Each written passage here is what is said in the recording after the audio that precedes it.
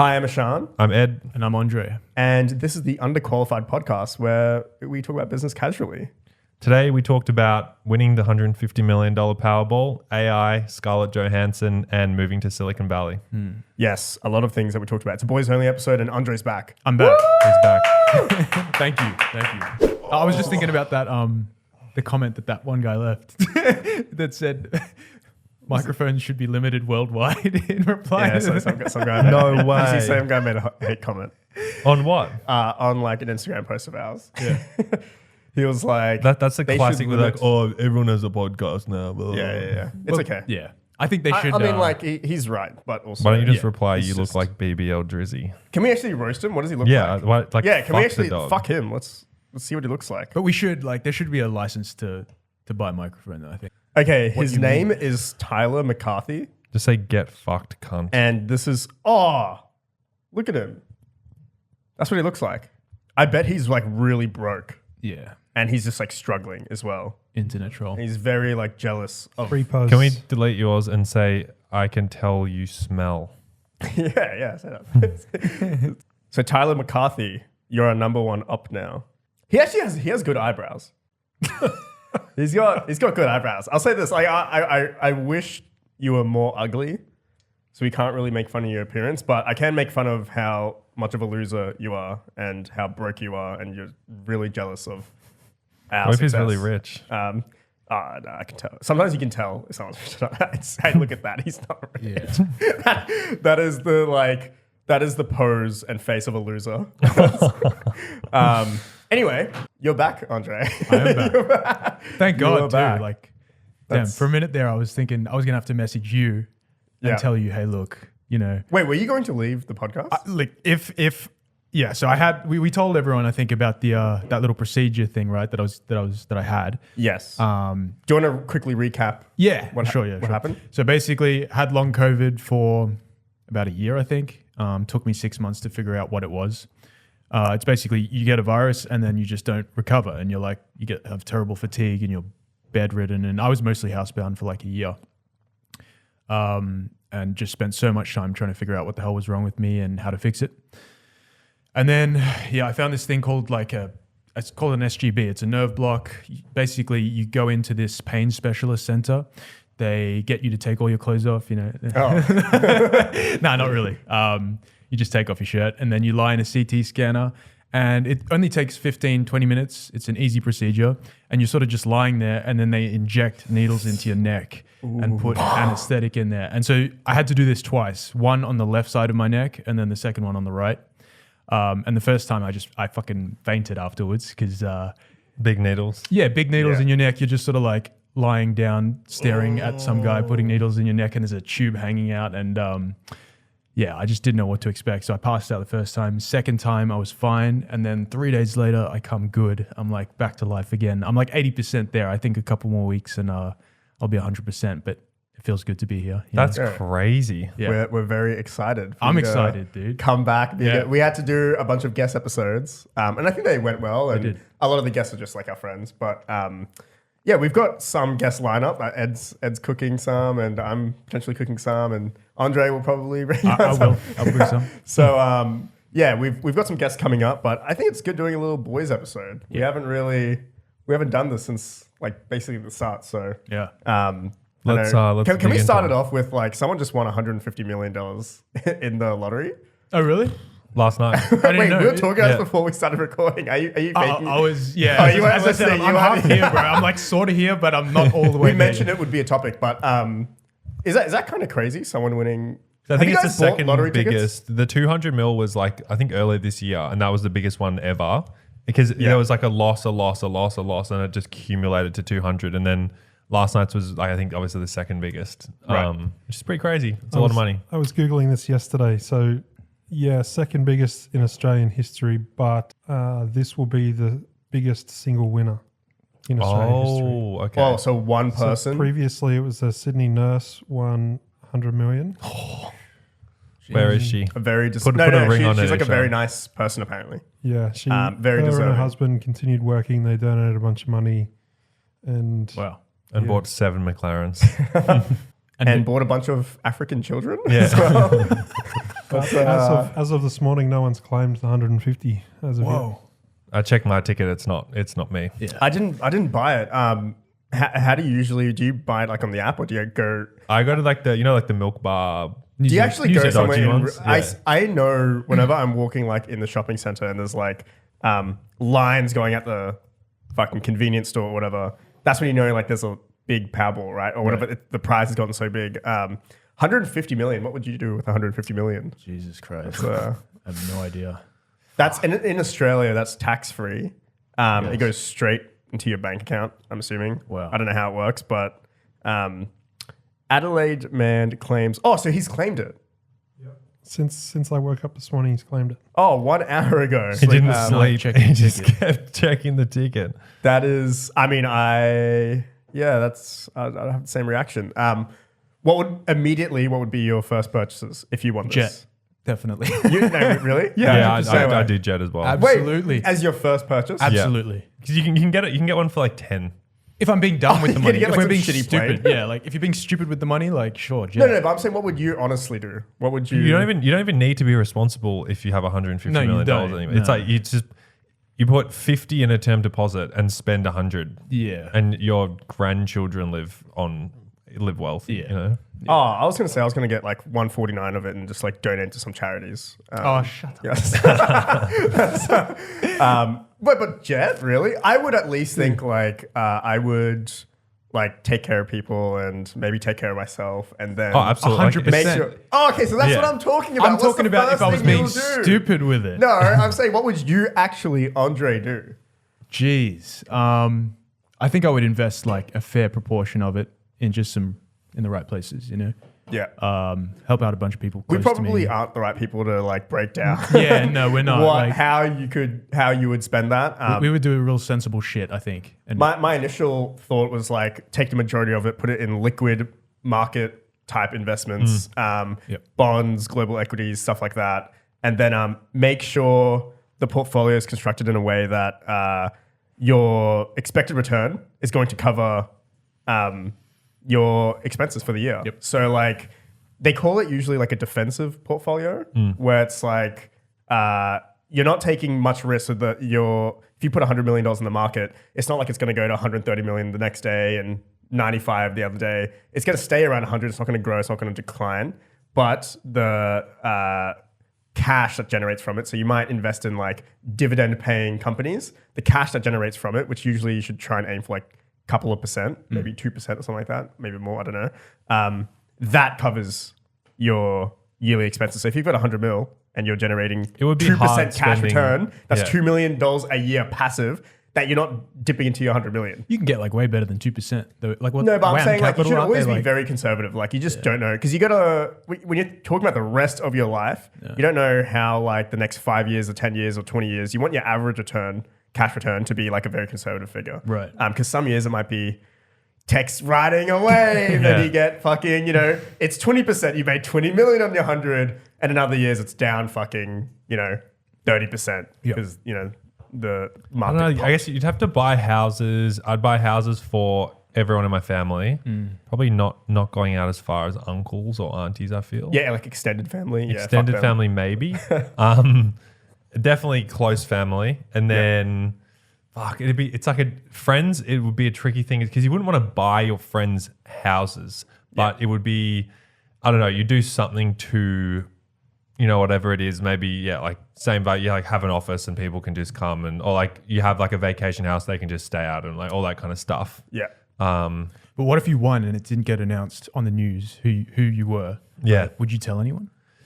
Oh, that's a good Andre, I'm so glad Andre's back. That's a great question. I don't think I'd tell my girlfriend and then I can You definitely would tell your girlfriend? Yeah, I would. Even if she's not your wife yet or soon to be? Yeah, because I trust her, and I'd give her half anyway. Like I wouldn't, you know what I mean? I'd tell her too. Just kidding. And then I don't think we'd tell a soul.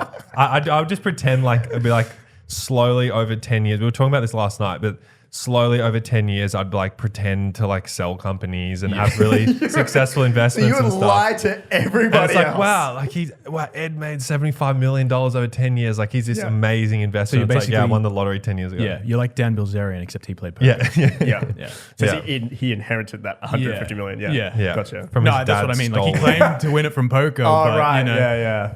he basically won the lottery. Still, Would you tell people, Andre? no, fuck no. So you just not like anyone, not your parents, not anyone else? I would tell my parents probably. Yeah, I definitely would tell my parents. But I don't think I would. No. That'd be the hardest fucking thing to keep in. Like you just have it in your bank account and you go, oh my fucking God, I did it. Yeah.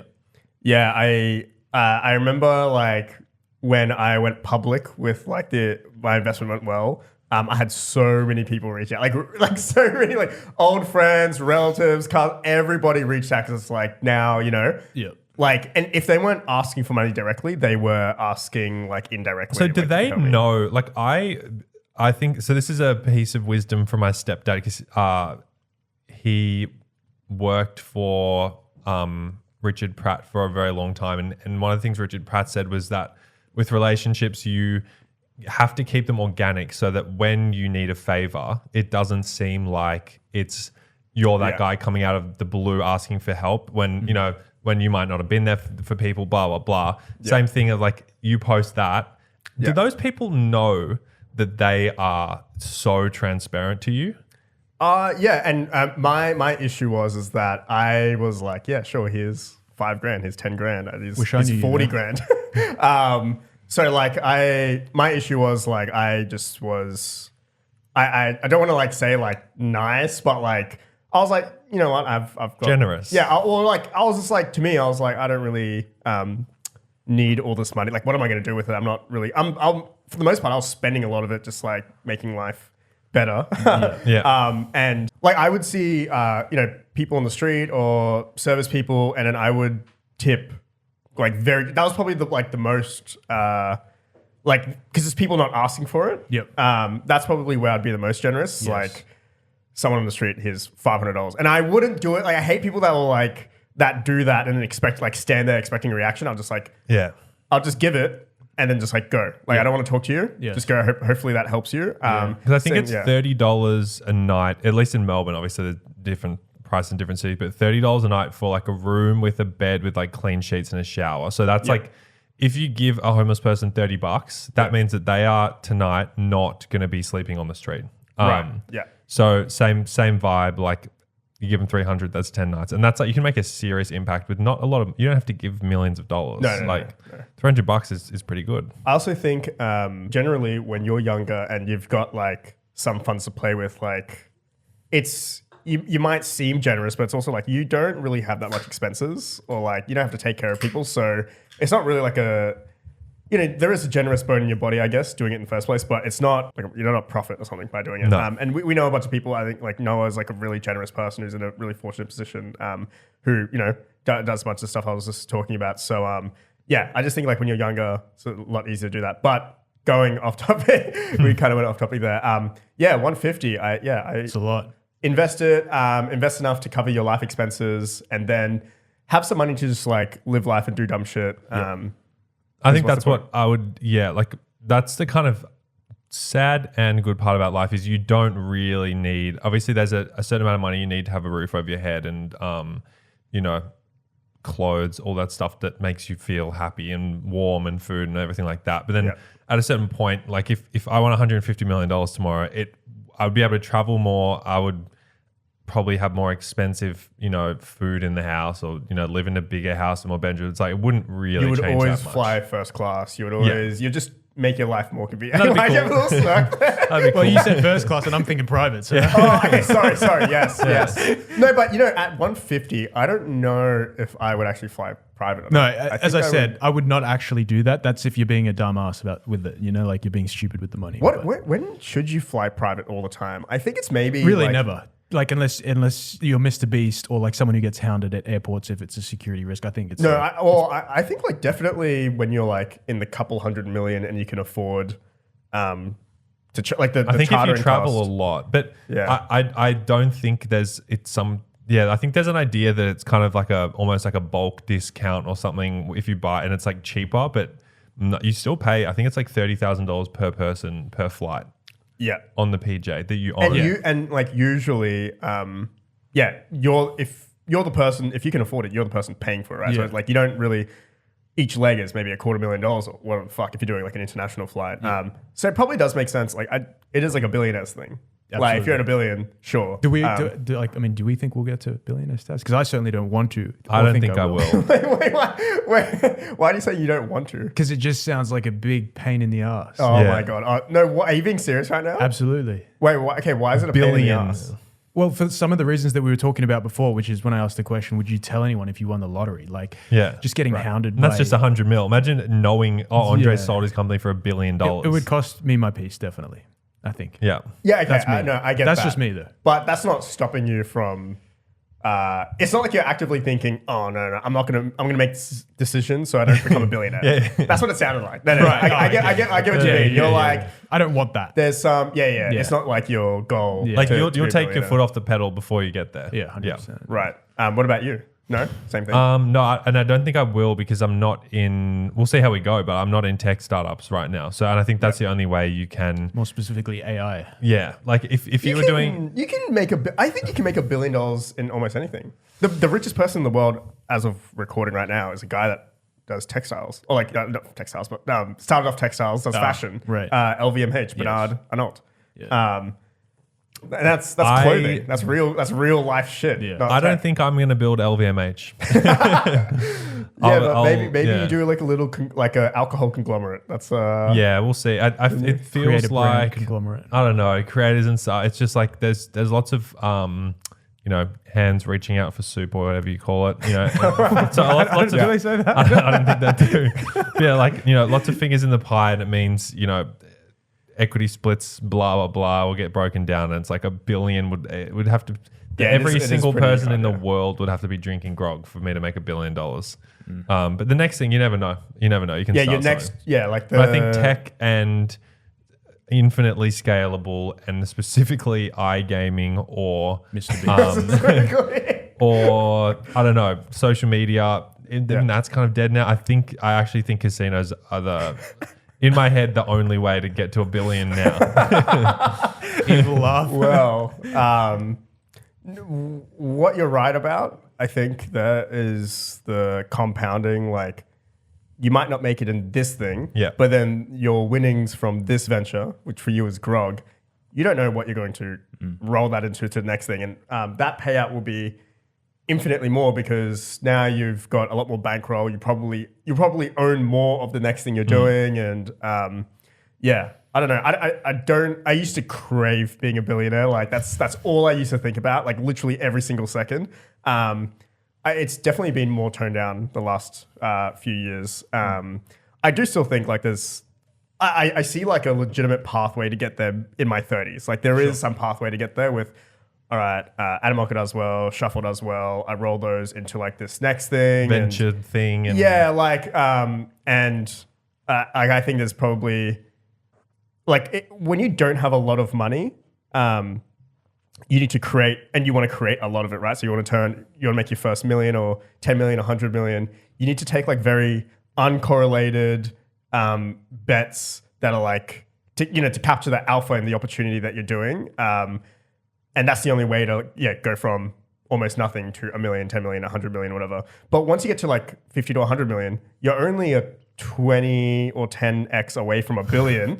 You could do that over a decade or two if you stop taking uncorrelated bets and you take a slightly correlated bet on a trend that seems like pretty obvious. Rather than, right now we're doing all the non-obvious stuff, creator alcohol, let's say crypto betting, like all this stuff, like all this niche stuff is non-obvious.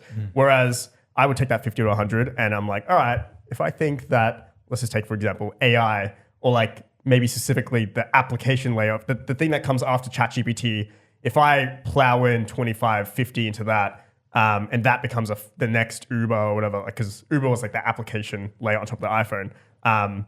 That's like, you're taking some kind of obvious bet there. Like AI is a fucking craze now, but I don't know. That's how I That's how I try to view it. Like I still think it's a possibility, but I don't crave it.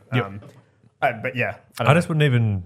At a certain point, there's just not any reason to have that much money. Well, I know for a fact my life wouldn't change between 150 and 300 and 400 and 600. It would be cool. You can make a serious impact in the world if you had $1 billion that you go, all right, I'm Ishan. I need 30 mil to make sure that like I can travel comfortably on business trips. I can do this. I can do that. I can fund new businesses, whatever. And then you can go, all right, I'm going to give away $800 million a year. I'll just build a foundation or like whatever it is, and you can just start having an actually good impact on the world. But I don't know. I don't think I want to bill. Yeah, I'll take $1 million. I won't take $1 billion. That's fine. Yeah, seriously. I never actually you asked before. Have any of us bought those lottery tickets? But I've never bought one. When I was 4, I always used to have an obsession with just stealing them. Wait, you say steal it? Yeah, but I was 4, right? So I didn't know what I was doing, and they'd have them in those sort of spinning carousel things that are outside the newsagents. You know what I'm saying? And I think you have to pay for it and then activate it. Is that I think is that so, how it works? So yeah, but I used to always look at them. I was like, oh, this could win me so much money when I was 4. So I just took them. And do you still steal? No. Okay, have you ever stolen anything? If so, what and how long ago was it? When I was Yesterday. like 7 or 8, I remember stealing lighters. Just from Naughty. Yeah, do you remember Zappos? Like the thick square ones? Yeah. Is it called Zappos? I forget. Zippo. Zippo? Zappo's lolly, isn't it? The candy. I don't know. I think it's Never mind. Zippo. Those The square gold ones, lighters, yeah. stolen that. A lot of little things. I remember not paying for the movies. Zippo, that's right. Zippo. You didn't pay for the movies. Nah, just walk in. walk and in. Oh, are we that's counting kind that of- as stealing? Yeah, that's not Okay, really yeah, I've stealing. done That's a plenty of pretty that kind of innocent stuff. thing to do. Yeah, I haven't done shit. But all the stealing that I've done was when I was younger. Yeah, I've never stolen. I don't think. Whoa, really? I don't think so. Honestly. Okay, why'd you set me up? You seem like a shitty Officer person. Edward Holland is. Aren't you from more of is it Mackay? Right? Mackay, yeah. That's a bit more of a country town, or no?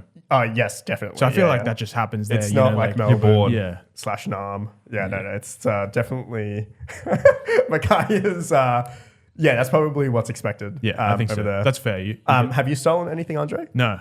Wait, can we cut this out? What the fuck? You were looking like you were about to say an answer. Dude, nothing, I haven't stolen anything from anyone that's significant. Actually, I stole something maybe a few months ago. I stole a jar of pesto from IGA next to my house because there was a line of 10 people and it was just 7 old ladies that were just being so slow. And I was trying to make lunch and I was I'm just going to leave and I'll pay for it when I come back, and I forgot. Yeah. I feel like a shitty person now. Yeah, you're terrible. You're a bad person. Can we go into the next topic, please? Yeah. Did you guys see the demos of the new update from OpenAI, the ChatGPT thing? What do you guys think of that? 4.0, is it? They call it. It stands for Omni. It's basically their version of Her, which is a movie based on. Have you guys seen Her? Yeah, great movie. It's Joaquin It's Phoenix, all Joaquin Phoenix and Scarlett Johansson. But just there's a whole other topic that we'll get into. But starting with the actual product. So did you not see the fucking demo, Andre? I did. Oh, I think you shook your head. Oh, no. Oh, you haven't watched Bring it Her. up. Give me a sec. No, I haven't watched Her. Yeah. Oh, something happened. Give me a sec. I'll bring it up. Oh. Oh. The demo. Oh, okay, It yeah. has Scarlett Johansson, right? So I should watch it. No, she's The not actually in movie? it. It's just a. No, he's talking about the movie. Okay, we're going between the movie and the. Okay, so there's the demos. Whoa. Whoa! I was way more careful with it. Yeah. For the audio listeners, I took a shirt off. So OpenAI, they released an update to the ChatGPT model. It's their newest model. It's called 4.0, stands for Omni. Yep. And basically, it can see, it can hear, it can see through your phone because you turn your camera on. Is it about is it an app? It's you not can use available now? yet. Okay, It'll yeah. be available soon to paid users. But basically, it can understand tone, sarcasm, the voice agent that you speak to. You can interrupt it. You can have conversations without any lag. Yep. So it's really, it's very much like the movie Her. I just think this is really this is amazing what they've been able to accomplish here. Is this a demo of it? Maybe potentially, Lincoln. Let's see if we can watch it. Hey, how's it going? Hey there. It's going great. How about you? I see you're rocking an OpenAI hoodie. Nice choice. What's up with that ceiling, though? Are you in a cool industry-style office or something? Well, can you take a guess at what I might be doing based on what I'm showing you here? From what I can see, it looks like you're in some kind of recording or production setup. With those lights, tripods, and possibly a mic, it seems like you might be gearing up to shoot a video or maybe even a live stream. This guy goons. Yeah. In fact, we've got a new announcement to make. That's exciting. Announcements are always a big deal. Judging by the setup, it looks like it's going to be quite the professional production. Is this announcement related to OpenAI, perhaps? It is. I'm intrigued. And in fact, what if I were to say that you're related to the announcement or that you are the announcement? Me? The announcement is about me. Is that me? Well, I'm Me. intrigued. Are Fully you conscious about to baby. reveal something about AI? Or more specifically about me as a part of OpenAI? You've got me on the edge of my, well, I don't really have a seat, but you get the idea. What's the Talks like big a news? Redditor. Yeah, we've got a new model that can interact with the world through audio, vision, and text. Okay, so that was the demo. What are your like first initial? Crazy. It's impressive, yeah. That's super impressive, right? Like the rate that AI is progressing is like so insane. And anyway, so they came out with this, give an iPad to a kid and it will be like doing a math problem, or whatever, and it'll coach the kid and it'll like understand it's talking to a kid. So it goes like, hey buddy, okay, so 4 + 3 is like, it starts talking like that. And like, just, it's a pretty amazing model.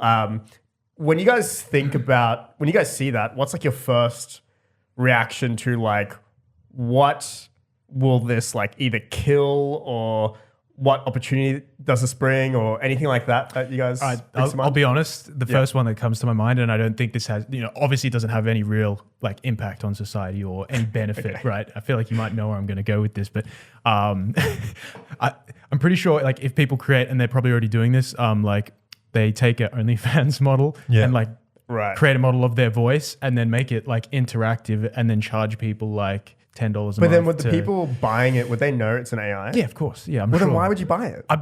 People will. But I'm sure And it they'll would also them make so ones much that aren't money. an AI. Right. But people are subscribing to the AI Snapchat girlfriend. Yeah.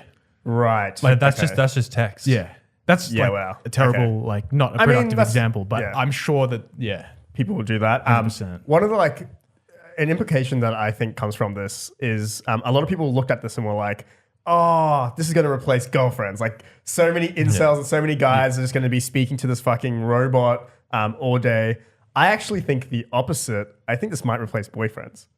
Think about so many women that just like want their boyfriends to listen and to be caring and empathetic. Yep. And like, I've seen TikToks of people just using the shitty ChatGPT voice model that's currently available. And it's girls like they're giggling about like how caring and how like thoughtful like the guy is. And he has like a sexy like raspy voice. And like, I actually think the opposite is probably going to happen. Right. Where, maybe you do have a physical boyfriend, but, most guys are kind of like dumb and stupid and I want to play Fortnite, like leave me alone type thing. And who are they going to go to? They're going to go to the AI boyfriend that... Definitely like you're lonely, people who like go to, like if you're living in Midwest America and you start talking to like a Russian model, like on, you know what I mean? Like that, Right. I think that market's ripe for, this kind of product. Yep. But I think, I don't know, like how would you apply that in daily life? Because we don't,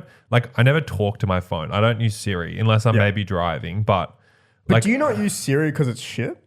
Yeah, it is shit. but imagine if we were just all in our office constantly talking to our computers. I don't know. I'm not sure it would work. Like we like inputting things. Yeah, I must say, since getting an Apple Watch, I like, especially being a bit forgetful sometimes with boring shit, I will often be like raise it to my wrist and be like, remind me to do like take out the washing or some shit like that. Right. All the time, and it saves my ass. But Siri is terrible, and if Apple brings in their own AI and puts it, on our devices, that'd be great. it'll kill. My immediate thing that I would use this for is like I walk like a couple hours a day, and so it would be nice, and I walk by myself. So it would be nice to just like talk to someone and like when I'm thinking about certain like ideas or projects I'm doing, like to back it off with someone that knows everything and just to go back and forth, and also like maybe like sometimes I listen to like history podcasts when I'm walking. Yep. But I could just imagine like I listen to something, I pause it, and then I go, "Hey, ChatGPT, could you like tell me more about this person in history and like whatever like because they just know everything. It'd just be Yes. like your inquisitive like But I'll tell friend you walking by what. with Do you know that Twitter guy, Levels.io? Yeah. You seen him? No. He's like a developer that Yeah. he's created a bunch of apps that now passively earn him like $1 That's million right. a He year. made That guy. Nomad List. Do you know that site? No. Okay. He's ringing a bell. Anyway, he's really popular on like Twitter. Anyway, he made this app called CBT.chat, and it uses one of the language models as like a CBT therapist. And I tried it. Yeah. And, Oh, wow, yeah. it actually, it could do with a lot of work and improvement, but it's actually quite good. Like Right. similar to what you're saying, like if you're on a walk and you can talk to it with a microphone and it will or voice memos and it will reply back with Yeah. voice memos. So you could like be on a walk and be talking to it, and you sort of ask it questions, it asks you questions back, and then Therapistai.com. Yeah. Yeah, no, I think that's probably like a huge application. There's obviously we're being a bit facetious here and talking about some of the more lower level stuff that it could solve, but Yeah. there's obviously there's 100,000 different opportunities and Definitely. things that it can help solve and do. And this is only what's commercially available, which is scary. Like like the iPhone and all these other companies, they only release what's tried and tested, and they're always like a year or a few years ahead, like internally of what. So, this seems pretty close to artificial general intelligence, where like you're talking to someone at the moment, you do know it's an AI because you're literally talking to a phone and stuff like that. But it's responding to you in a way like that laugh that you heard and that sarcasm, that flirty nature. It sounds so human, and it's responding like a human that I can only imagine the voice model that they have internally, what they've built right now is probably like, it's got to be somewhat close to age. Like we're getting so close to AGI. I guess it would be like customer support would be a big one that Huge. would really Yeah. benefit. Did you And see then- Klarna?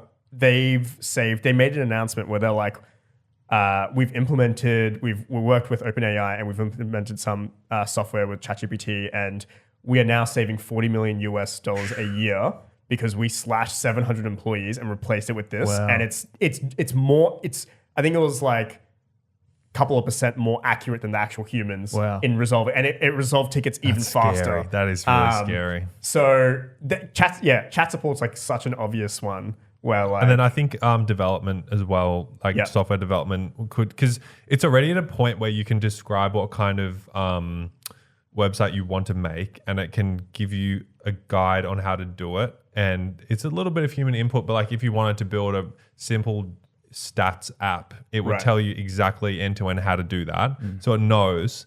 yeah, And you don't then- need to be like a smelly engineer to like No. make an app. You would be able to kind of think it through and talk. And like Like, you oh, don't make even need that to type. bigger. You could just go like, hey, I kind of want to make an app that looks like this and operates like this. And Yeah.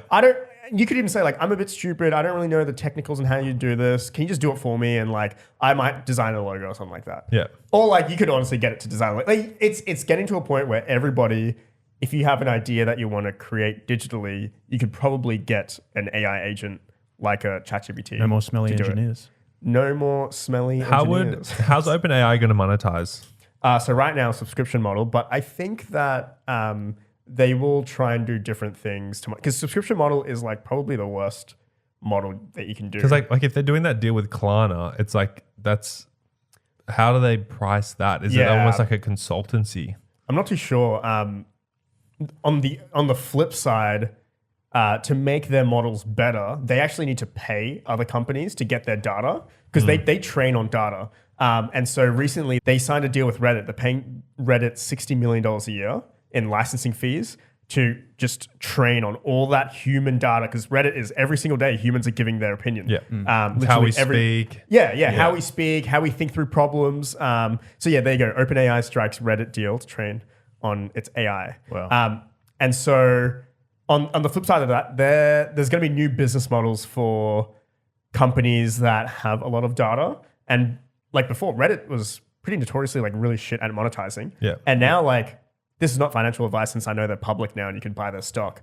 But Reddit, if they're sitting on that fucking gold mine of decades and decades of human questions and answers, and who's to say that Google might come in and go like, we'll pay you $120 million a year. Actually, we'll pay you $120 million a quarter to train because your data is so valuable. And now Reddit, all of a sudden, they were an $8 billion social media company. Now they're a $100 billion data mining, play. So like, that's probably another interesting on the flip side of it. But in terms of how OpenAI monetizes, I don't really know like what their next monetization feature is, like, because it can't be subscriptions forever.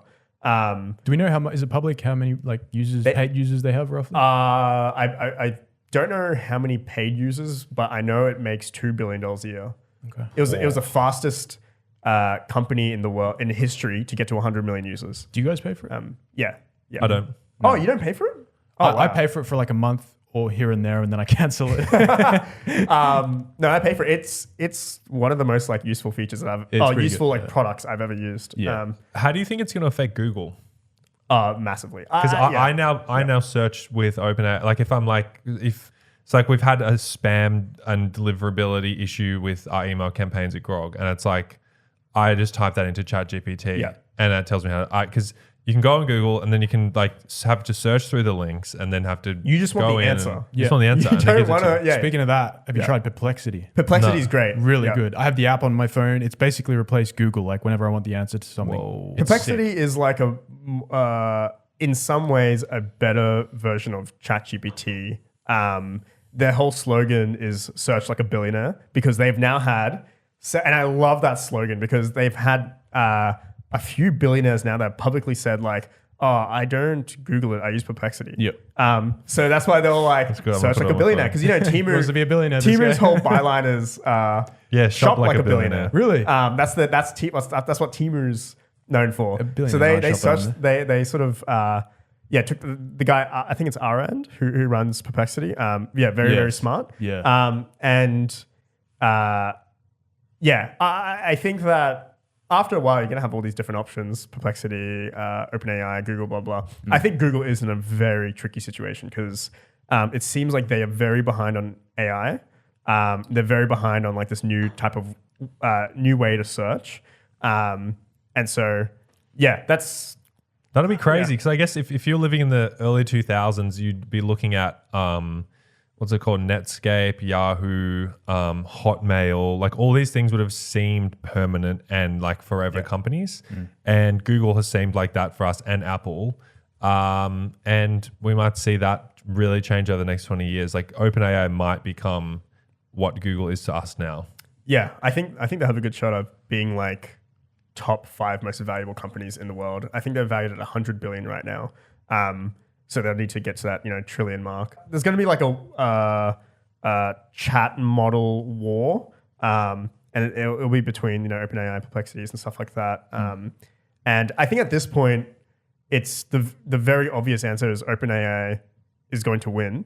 But there's a lot of people that, because they're on that trajectory, people want to see OpenAI fail, and in turn Sam Altman fail, the founder of OpenAI. Elon Musk does want to see that. So every single move he's making, people are criticizing to the 10th degree, and some of it's like very justified. Right. Some of it's not. Recently, they announced the chat model, and the voice sounds eerily similar to Scarlett Johansson.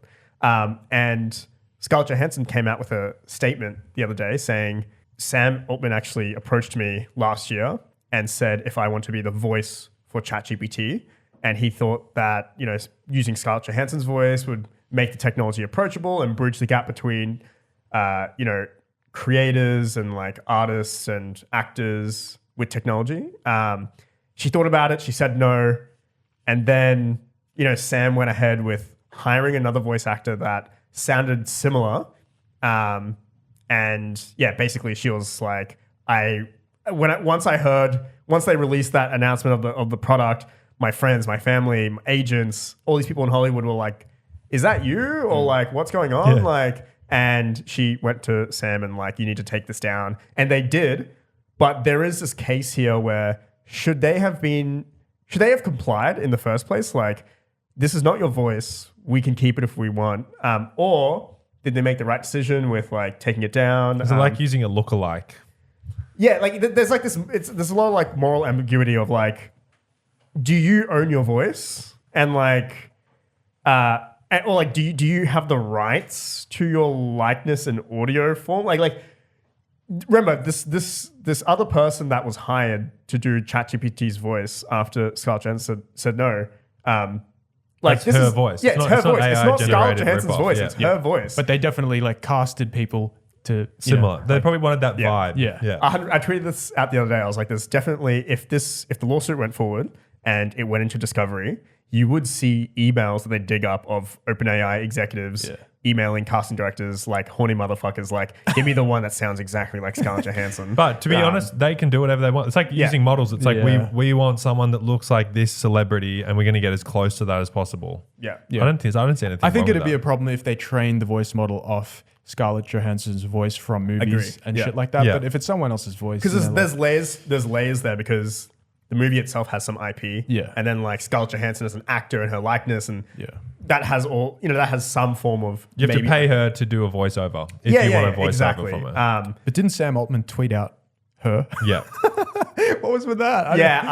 So I could see you tweeting that out after you literally invented the technology the movie's based on. Yeah. It doesn't have to be about Scarlett Johansson. Now, like, I can see how it looks like that. And, honestly, I give it like a 60% chance that he tweeted that with the intention of, oh yeah, we just like a fuck you to Scarlett Johansson. And I give it a 40% chance that, no, we just literally recreated the technology that the movie's based on. So she didn't do her voice wasn't in her at all. Yeah, it was. Oh, it was. No, it was. So, right, so okay. she's in her it's Joaquin Phoenix is like this lonely guy who goes back to his apartment every day. Great movie, watch it. And just like basically has his phone and is just talking in like AirPods to this Scarlett Johansson girlfriend type of thing. Yep. And then it kind of that's what's quite dystopian about. I'm not sure how long ago it was. Maybe it's probably 15 years old. The movie? Yeah, 10 years No old. way. No way. Less. I believe it's 2013. Oh, okay, Producer okay. Lincoln I'm could gonna guess probably 15. No, I'm just guessing. Producer Lincoln. Nah, I'm could gonna probably- guess 2020. Are you gonna guess 2020? No way. It was Well, like when was fuck, it? I'm way off. 2014. Yeah, 20 years old. 2013. I was right. Wow. Fuck. Oh my god. Sorry, I don't know why I got so excited. You must like gambling.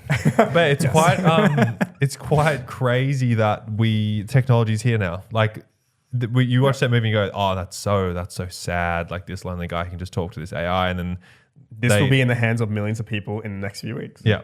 And yeah, that's crazy. So do you guys? So your stance is Scarlett Johansson. I'm sorry, we love your work, but this was not your voice. Yeah. It wasn't trained on your voice. Therefore, they shouldn't have to take it down. That's your and they're allowed stance? to take her voice as like a mood board. It's like we want this vibe. Oh yes, okay, yeah, gotcha. But you're not allowed to actually take her voice prompts, use them in the thing. Blah yeah. blah blah. What do you think, Andre?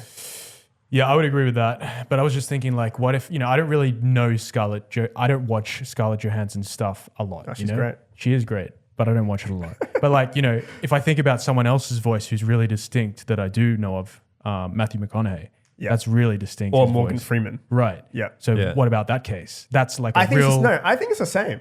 Right. I think There it's would the be same. a dude out there that sounds sounds- like Morgan Freeman, like someone's grandpa. And you know what I mean? He was just born with that voice. Like, it's not like, and now someone's saying like that's someone else. Like, it's like when I hear like news stories like this, part of me does go like, oh, the goal of like of the Hollywood elite, like trying to impose, that the world surrounds them and this is like they own this voice. And I get it that they're famous and their voice when the general public will listen to that voice and go, oh, it's Scarlett Johansson. Yep. But it's not like, No. it's not super unique. Oh, poor Scarlett Yeah, Johansson. I mean, her lawyers are working overtime. You know that they won another lawsuit recently. I forgot what it was for. It was for like the Black Widow movie. She got points in the back end and got paid out like 50 million or something like that. Right. So how do you like a voice, like obviously a flavor, right? If it was a drink, you could break down like there's a little bit of raspberry, there's a little bit of this, a little bit of that. In a voice, how do you like quantify? All right, there's this much raspiness, it's this deep, it's this nasally, like whatever the voice is. In the lawsuit, they're actually going to go, yeah, this amount of nasal and rasp matches Scarlett Johansson's. You guys need to turn up your raspiness 20% to make it not match. I just don't think that stands up. I think it doesn't work. I think what does work in this case is if OpenAI used that voice to carry out a task or a theme or something that's related to one of Scarlett Johansson's role, or like some movie or something that is related to like some IP.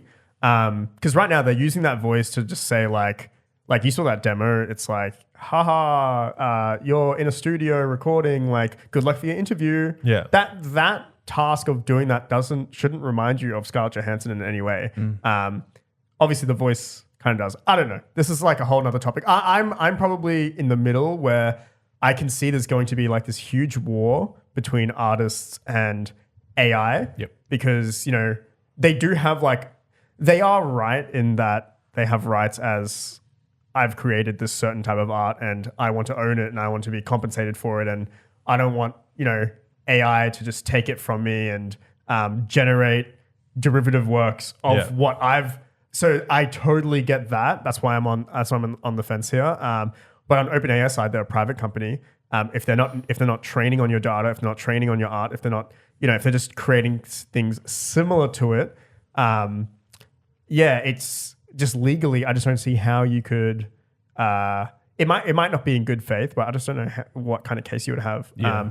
But yeah, I think they probably did the right thing, pausing that voice and just to avoid like the fucking millions. Like they like we talked about before. There's Perplexity, there's Microsoft. Oh, I mean, they're invested by Microsoft, but there's Google. They've got so many competitors where they need to make all these like products work, and you know they can't really afford any like mistakes here throughout this race. Yep. So that was probably a decision. Right. And would it right also there. be that, you know, a big public figure like Scarlett Johansson, they don't want her demonizing their shit as well, like an AI in general? It's good PR, I guess.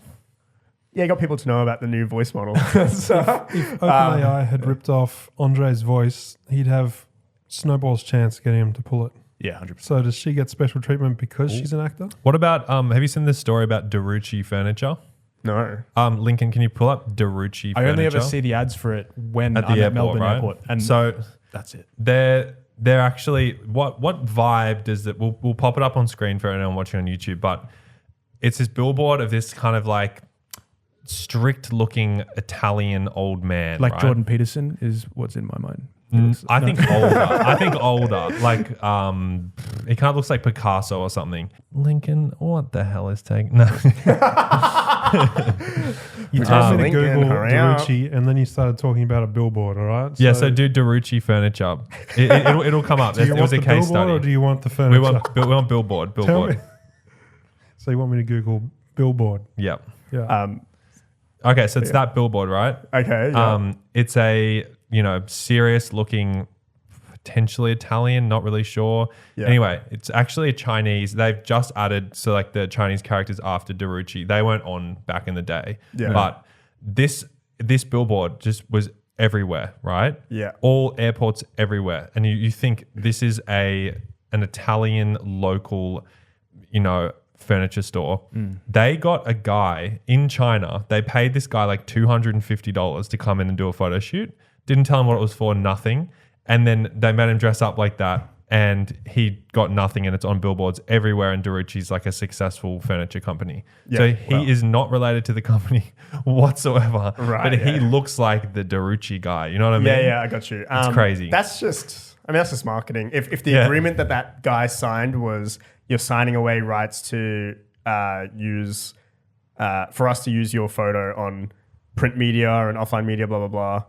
I guess that makes sense. It's a far more famous example of the same concept. Yeah, like the guy- Nike logo, they paid someone $35 to create it. Now it's like obviously like $100 billion conglomerate, whatever now. But again, if that's the agreement that you signed, unfortunately, you know, that's how the world works. Yeah. Wow. In my opinion. But yeah, that is crazy. $35 for the Nike, and that's like it has an iconic logo.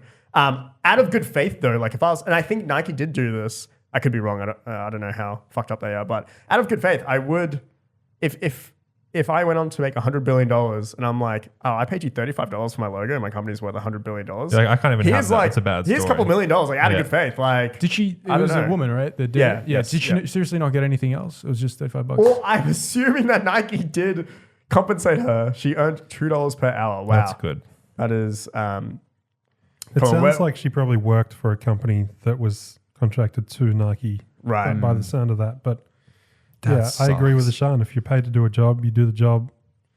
Yeah, unfortunately, like, if you have the foresight that, you know what, Nike is going to be a $100 billion company. Yeah, I want I want 0.1%. I want these royalties whenever Nike, on each Nike shoe, I want 2 cents of every whatever. Like, that's you're bonus to that. Otherwise, you know, it is sad and unfortunate. But out of good faith, if you make that much fucking money, give your original logo designer like a care package. What about classic David Cho Facebook? Oh yeah, so yeah. the guy that did the graffiti in the Facebook offices and took equity instead of taking. Yeah, that's a great example of he somehow knew that Facebook was going to be a thing. And he was a big artist at the time already, so I think He didn't need the money, right? it would be like us going to being like to Cause and be like, hey, we want you to paint this. Obviously, David Cho wasn't as big as Cause, but hey, we want you to paint a mural on our wall, and he's like, it's going to be $1 million, guys. And then you're like, what about a bit of equity? Yeah. What about So. Yeah, do you know about this, David Cho? I only learnt about it because of this TV show Silicon Valley. Yeah, Mark they did the exact thing. Zuckerberg at their first offices, he was like, there was a guy that came into a famous artist, David Cho, to do a mural in the office, and his fee was $20,000. And Mark was like, look, we've raised like $500,000, and like, you know, we're using that for payroll and stuff. We don't really have that much cash on us. Would you take equity? And he was like, I guess so. And then that turned into a couple $100 million. He did all right. So Was that a real dumbass move by Mark, or like did he? No, I mean, Mark's worth $100 million. I think he's fine. but Jesus. Yeah. Made for a good story at least. That's a good story. The guy probably made more. David Cho probably made more money than Eduardo Sabarin or whatever his name was. No, that guy. He's still a Did he billionaire. do all Nah, right? Did he do all made right? like $10 billion. Oh, that's all right. Yeah. And he moved to Singapore. Eduardo Saverin was one of the co-founders of Facebook. Yeah. That got kind of ousted out. Yeah. And now he moved to Singapore to evade paying taxes in the States. And he's like the playboy of Singapore now. He just walks around with like 30 women. And I don't know if that's still the case. That was definitely the case a couple of years ago. But speaking of Sam Altman, I don't know if he was directly behind this investment, but you guys know Y Combinator, YC. Yeah. I used to read his pitch deck guide. Right. Yeah. Y Combinator is a incubator. Incubators where like a bunch of people will come and get money from like this foundation, and they will like train them up to build a company, but they in return they will own a piece of their company. Anyway, so Y Combinator is one of the most famous ones. It's the most famous. It's probably the most famous one. I remember dreaming about getting into Y Combinator and stuff like that. Anyway, so Sam Altman, before OpenAI, was a CEO of Y Combinator, and it turns out Y Combinator's investment in Scale.ai. Have you heard of that company? No. It's like, I think one of the youngest billionaires is like behiin that company. Is it the Asian dude? The Asian dude? Yeah. Yeah. Alexander Wang or Chang. Isn't that a fashion brand or some shit? I am so sorry if that's wrong. That sounded fucking racist, but I swear to God. Yeah, I'm glad I didn't say that one. Cancel. Anyway, they put $120,000 into Scale.ai, and today it's worth $500 million. Why it's couldn't pretty you take crazy. my money? So they've almost 5,000x'd their investment. It is Alexander Wang. I knew it. Oh, he doesn't have an E in Alexander. What kind of? That's Yeah. He's very young. that, I think Swedish he or might Russian? be in his like mid to late 20s. And so he just provides data for AI companies, right? Yeah, so I'm pretty sure. Basically, I think they actually run like a sweatshop where they hire a bunch of They hire a lot of humans to basically Pick the bicycle out of the picture, Yeah, right? look at photos and then annotate the photos. Like, this is a wheel, this is a bicycle, and then AI companies can use that data and train, because that's human data, that's human eyesight. Right. Anyway, hot dog, not hot dog. yeah, let me. I think this might be kind of interesting. So they put $120,000 into Scale.ai at a $1.7 million valuation. So that was the seed round. And then time goes by and they raised money at like, $1 billion valuation, a $3 billion, a $7.3 billion. And recently they closed a round at a $13.8 billion valuation. Whoa. So yeah, that's pretty crazy. I don't know. I just thought I would bring that up. And I don't know, speaking of a lot of money and how big things are, this is a little worse, like segue alive. Speaking of things. But I don't know, I guess this whole episode was about like AI and stuff. To end it off, the biggest beneficiary of AI is NVIDIA, which is currently the hottest company in the entire world. Jensen Jensen. No, can we please get Whatever you say goes. I just know Asian dude, leather jacket. Yeah, Asian dude, leather jacket. He is, I'm pretty sure he's the longest serving public company CEO of a tech company ever. Jensen Huang. So NVIDIA is now worth $2.5 trillion. And I've got like a cool tweet here that gives you perspective on how big they are. So NVIDIA is now larger than Tesla and Amazon combined. NVIDIA is larger than the entire German stock market. Wow. Their market cap is larger than the Italian and Australian stock market combined. 5 years ago, they only had a $100 billion market cap, but now it's the third largest company in the world, and they're 17% away from being larger than Apple. I met this guy through Fortnite one night who worked at KPMG, and basically he'd like burnt out, and he was probably like 28 or 21. And he was basically, this was his like 3 months post burnout. Like he's just traveling, chilling, playing Fortnite, just like fucking around. He's like, I'm sick of the rat race. Yeah. Anyway, so me and him decided to start a thing called Fortnite Tournaments Australia. Anyway, he was able to play Fortnite and smoke weed all day because in 2016, he had just put all of his money from 8 years of working in accounting into Tesla, NVIDIA, and one other stock. He just went long 3 stocks, and then Tesla 6x, 7x. I think he had it like $100. Tesla, NVIDIA like outperformed everyone else. He's still holding. So he's like effectively. He just hasn't worked for like he's just retired. 6 years. Yeah. He just doesn't care. There's a great story of there was a college student that put they took a loan out against their college debt, there's their student loans, and they put it all into AMD. Which is like, you could call like the sister company of NVIDIA. They create chips, right? They create chips as well. Actually, they're competitive, right? The founder of AMD is the cousin of the CEO of the founder of NVIDIA, which is insane. Like 2 of the largest chip companies in the world. Anyway, so he put it all into AMD, and then he ended up making millions of dollars. So for all the people in college/university. And honestly, I did the same thing. Like during uni, I've put all my eggs into one basket of a company and it worked out well. There's probably a million of other examples of college kids that smoke weed that like, I'm going to put it into this fucking penny stock and it's going to, and then they lose all their money. Yeah. But no, I think that's very interesting. NVIDIA, that is like an example of a company that they made a bet, like maybe it was 10, 15 years ago. There's this, one of the infra chips that is now the one, it's called the CUDA chip line, where all the companies, Amazon, Google, whatever, in their earnings releases, they brag about how many of these chips they can buy.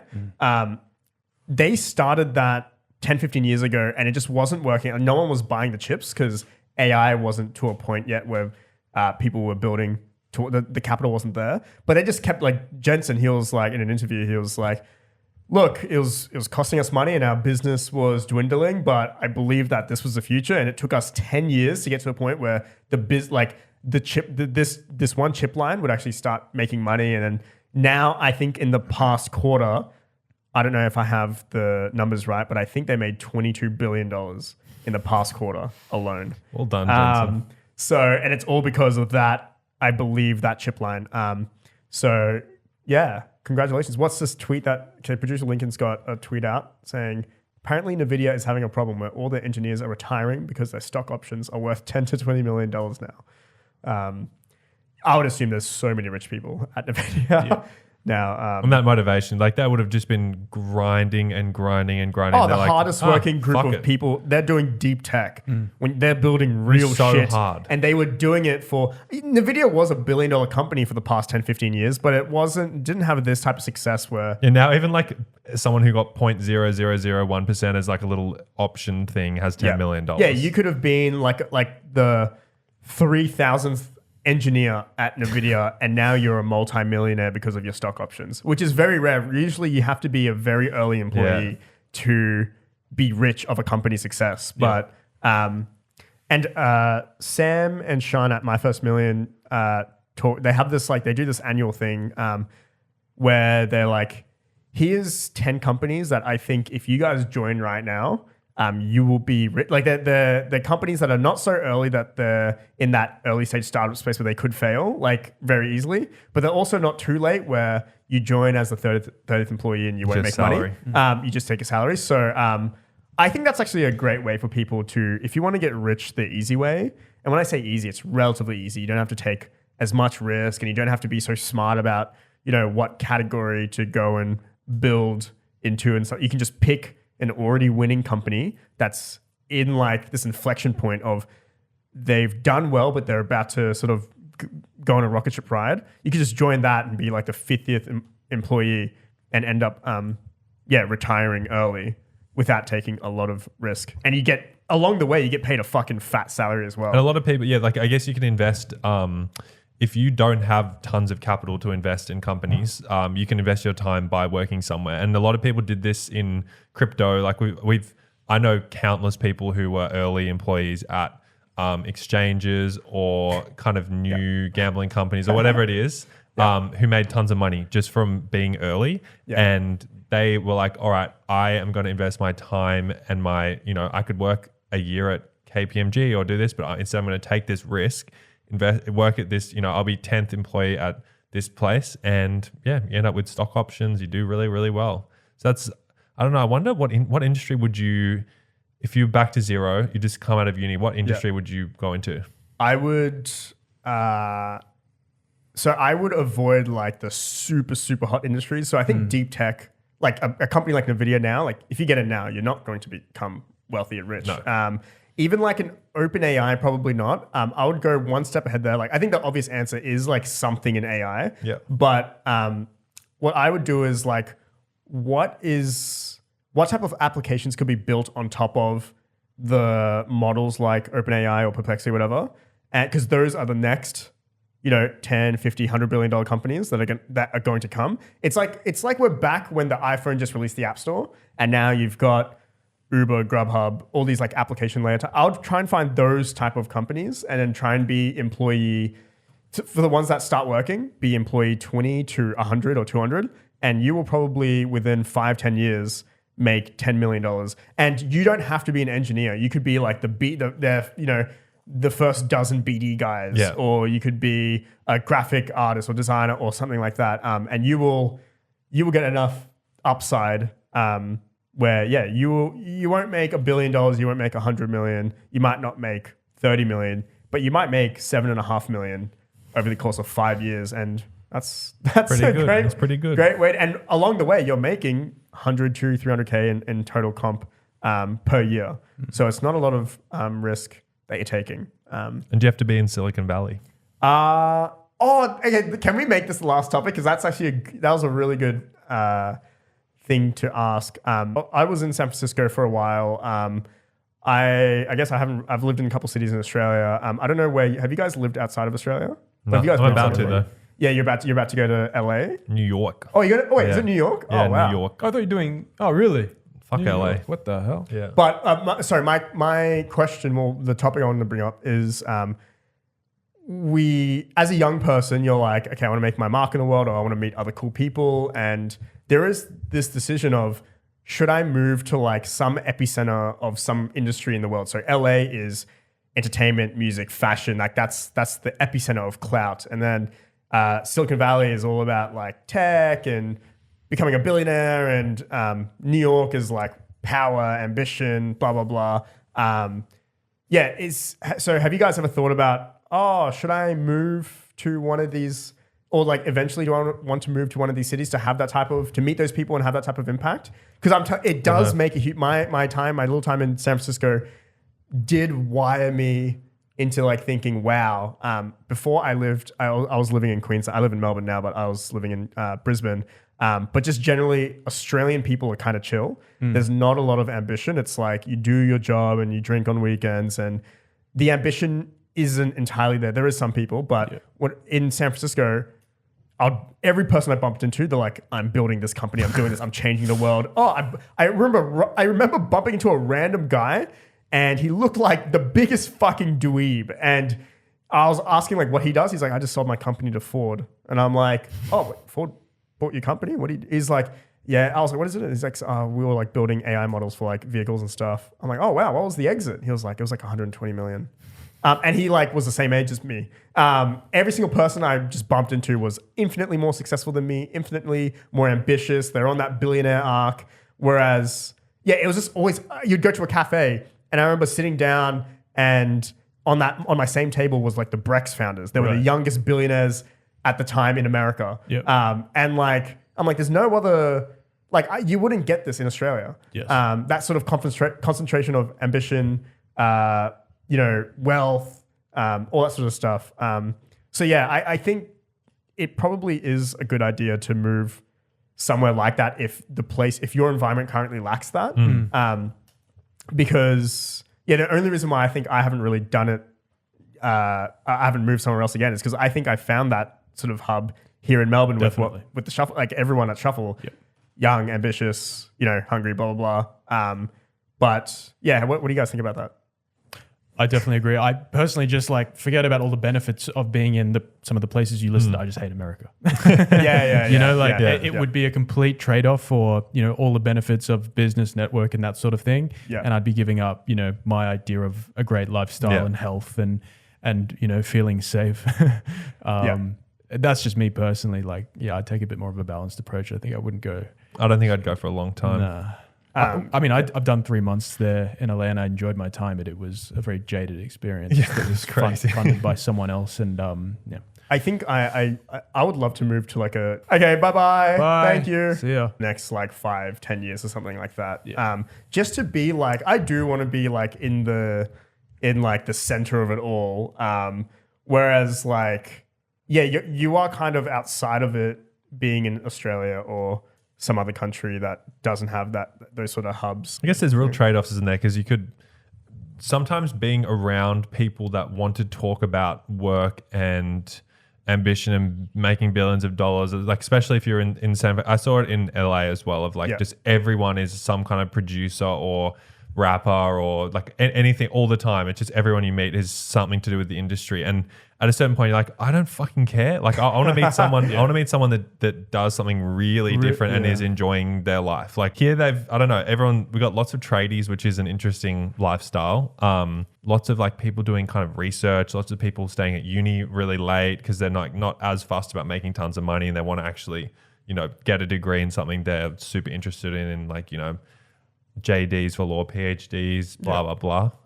It's interesting. I think it's less about, for me anyway, it's more about like everyone is on some mission, and there's something so exciting about that. Like, I'm not talking about just San Francisco. Like, if you landed in LA, like everyone's on a mission to become famous and create the next big movie or the next hit song or whatever. Like, I just think there's something exciting about being surrounded by those type of people, like trying to just like do something that's beyond like, because most people that I think the mindset that we have in Australia is you do a job that you don't really like, but it just pays the bills. And then, you just kind of coast along and enjoy life. There's no like exciting, exhilarating mission that you're on per se. And I get that some people don't like that. And I think I'm definitely more wired the way of like, it's just a lot more fun hanging around people that like you're building your merch company, you're building your grog alcohol company.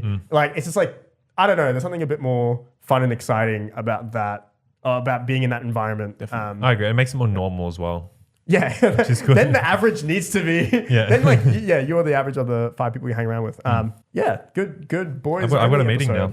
Okay, we need to wrap it up. Thanks, Andre, for coming back. Glad to be here. It was really good to have you again. anything interesting? We've got some cool Fucking guests, guests lined up. Yeah. Can we? Is there any? Let's that we probably can- not say it. And we'll probably do another boys episode whenever we don't have a guest lined up. Yeah. New studio. Oh, and new studio Yeah. next week. Yeah. We're moving into a bigger studio. Cool. We're gonna have some cool set design things going.